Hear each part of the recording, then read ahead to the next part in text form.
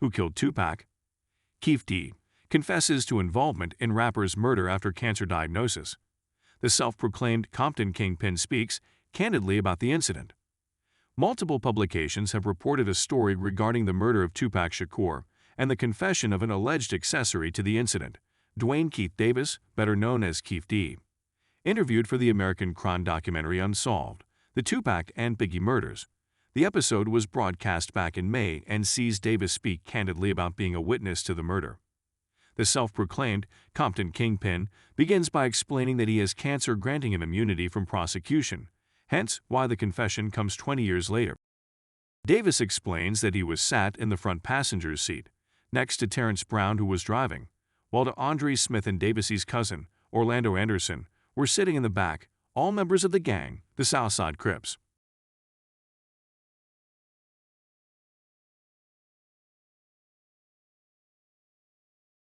A retired LAPD detective says he has solved the murder of rapper Tupac Shakur, who was gunned down in Las Vegas nearly 20 years ago. Detective Greg Kading says he has proof it was Sean Diddy Combs who orchestrated the murder. His book on the investigation has now been turned into a documentary. That was Tupac. That was Tupac. No, he got shot. No, he got shot. Who besides yourself down there knows, for one, knows about these guys killing Tupac? Pretty sure everybody around here knows about it. In a taped confession never before shown on film. Which of those four is it when you talk to him about murdering Tupac? Like, man, we'll wipe their out quick, you know, it's nothing. Yeah, we were on the million. Greg Kading joins us now from Los Angeles. Greg, it's good to see you. I want to mention that you wrote a book about this in 2011 called Murder Rap, and that's what's the basis now of this documentary. Let's start from the beginning. You say that Sean, back then known as Puff Daddy Combs, shelled out $1 million to gun down Tupac Shakur. Why? Well, that was the agreement that was made between Mr. Combs and a gang member here in Los Angeles who was doing some security work. Him and his gang crew were doing security work for Bad Boy. And there was an ongoing conflict going on between Combs and Suge Knight and the two record labels, the infamous East Coast, West Coast rap wars.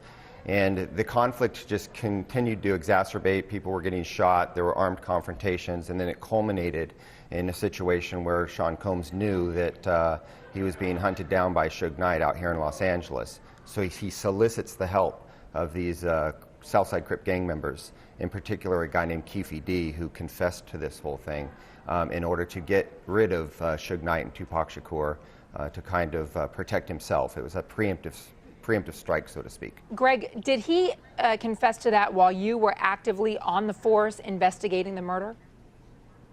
That's correct. The confession was obtained back in 2008 and 2009 while I was leading a federal task force. This was a major task force effort involving many different agencies. Well, did P. Diddy's name come up back when Keefe D confessed?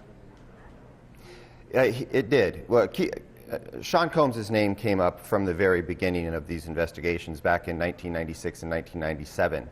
But most of the information we were getting from secondhand witnesses, hearsay information.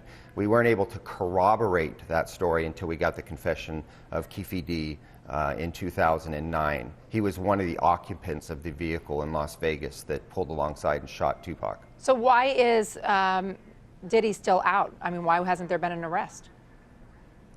Unfortunately, it's an unprosecutable case for a variety of reasons. The confession was secured by way of what's known as a proffer agreement, an agreement between Keefe D's attorney and the United States Attorney's Office in order for him to provide this information without self-incriminating himself.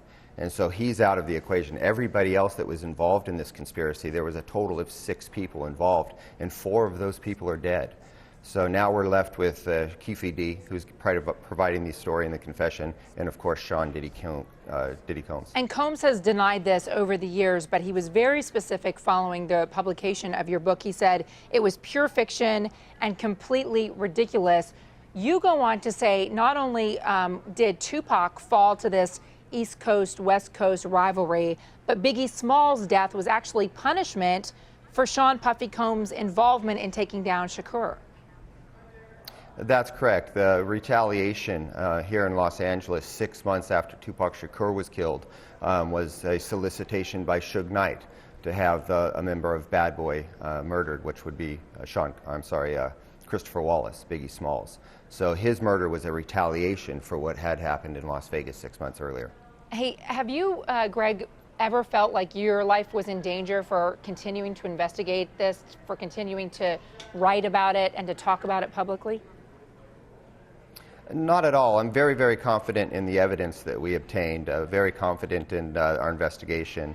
I don't fear the consequences of telling the truth. So it is what it is, and people will respond accordingly. All right, Greg Kading, thanks for joining us. Thank you very much. The four members were heading to Suge Knight's 662 Club, Las Vegas, looking for Tupac as the rapper had beaten up one of their fellow gang members earlier in the day. After Tupac never showed, they abandoned the club, only to see him driving towards the club, standing out the top window. "My partner busted you," Davis tells the camera. "When we pull up, I was in the front seat." Davis says the shots came from the back, but does not name the shooter. Going to keep it for the code of the streets. It just came from the backseat. Despite Davis saying he would not confess who murdered Tupac during previous interviews with police, a tape from which has been released, he claims Orlando Anderson shot the rapper. Anderson had previously denied killing Tupac before his own death in an unrelated gang shooting. Following the initial broadcast, the show's creator Kyle Long was interviewed by the Rap, saying that it's outrageous that Keefe D is not in jail, adding that it ultimately does not matter that he does not say who pulled the trigger. No one has been prosecuted for the murder. Thanks for watching. Please subscribe to our channel by hitting that subscribe button down below. Thanks again for being a loyal fan of our channel TNA Media.